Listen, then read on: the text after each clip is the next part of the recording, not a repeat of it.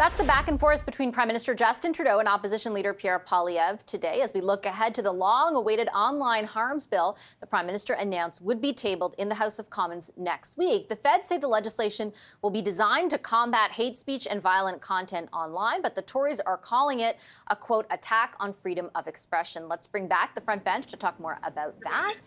Lisa Raitt, Dan Moulton, Carl Bélanger, and Marika Walsh are here. Marika, I'll start with you. I think it will be really interesting to see the ways in which the federal government tries to insulate itself against the criticism, which in other online bills, by the way, has been pretty successful, from the opposition of limiting free speech. Like, how are they going to walk the line between trying to regulate online hate and then not being accused of limiting free speech? I think we got the teaser from the Prime Minister today in which he really squarely framed this as protecting children. As somebody who also hasn't read the bill, like Pierre Poilievre, because it's not yet available to anybody other than the government, I don't know how that will square up with what's actually in the bill. But he was actually quite disciplined in his comments today on making this about protecting children and really trying to counter the conservative message that this was about him or about censorship online.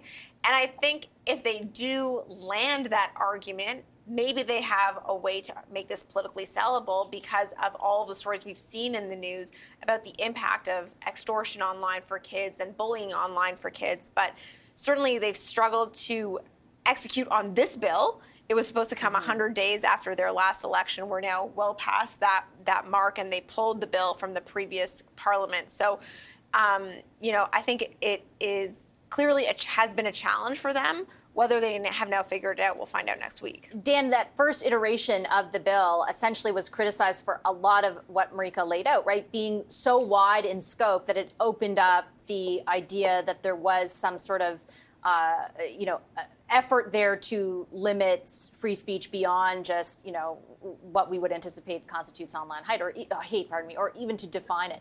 Do you think, like Marika said, the signal today was that it will be much more narrow in scope in order to try and counter that narrative?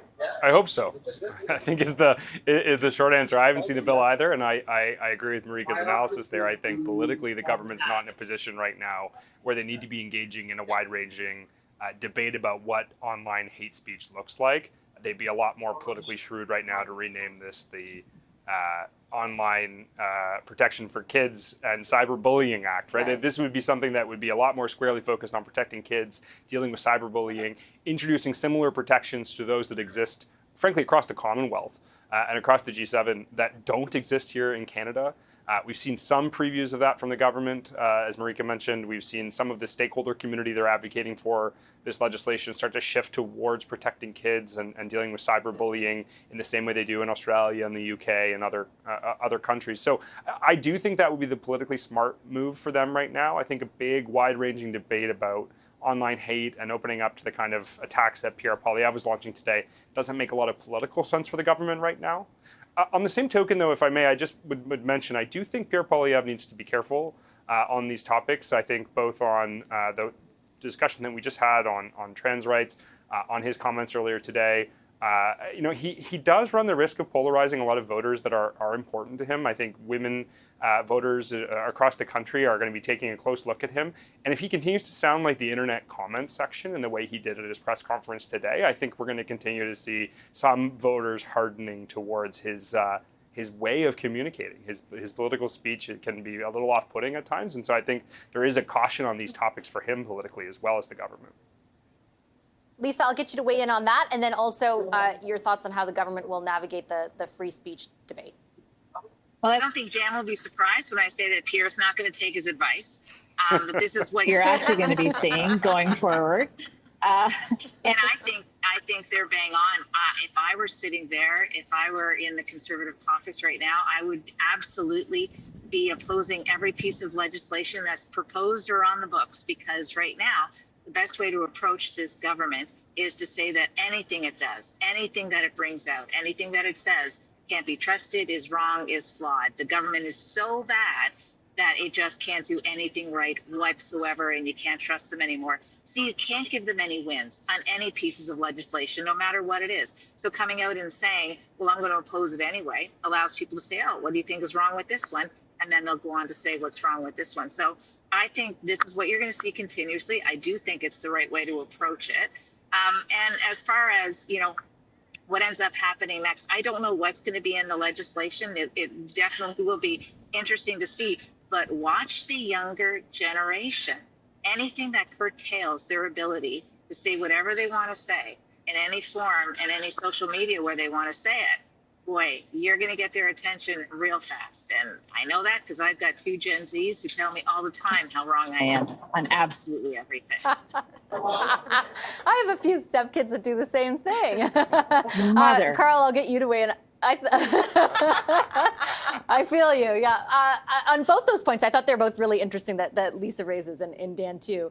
First, on sort of oppose all the time without wavering. Do you think that is a smart strategy? And it seems like the one we would expect right now. I don't know if it's smart, but it's easy. Because nobody can say that Pierre Poilievre should not oppose the Liberal government. He is the leader of the opposition. That's his main role in Parliament, to oppose the Liberal agenda. So is it smart?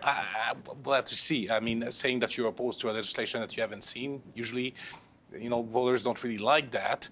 That said, what I find fascinating with Pierre Poilievre's position is that he says, government should not be the arbitrator of hate speech online. Parliament shouldn't be the arbitrator. Then who should? Elon Musk? Like, who should? If it's not Parliament that takes a look at this and pass laws and decides, yeah, this constitutes hate speech online. And so I think the broader principle needs to be looked at. And the one point I'm going to make also that I find interesting is when it comes to hate speech is the Bloc Québécois bill that is being brought forward to remove the exemption for religious reasons. That bill is very straightforward, and neither the Liberals or the Conservatives want to engage on it. And I find that quite interesting. Why do you think that is? Well, because there's a lot of religious groups that are very active politically, and why do you want to go after them? The Bloc Québécois, of course, comes from a province where secularity is a prominent issue, and they have that freedom. I think that's why. Okay.